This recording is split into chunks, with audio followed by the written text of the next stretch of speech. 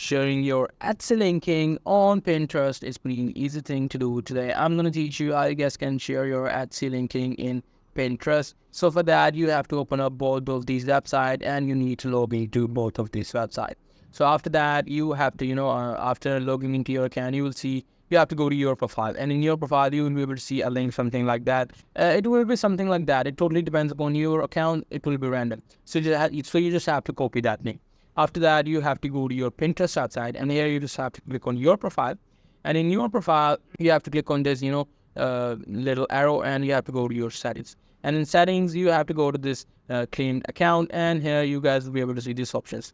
So now here you just have to click on this claim, and you have to click on this claim to copy, and you have to click on continue. Now here you will be able to paste the link that you copied before. You just need to paste the link, and you need to verify. It will verify from the Etsy. So that's pretty much it. That's how you guys can share your Etsy's linking on Pinterest. Hope you guys find this video helpful.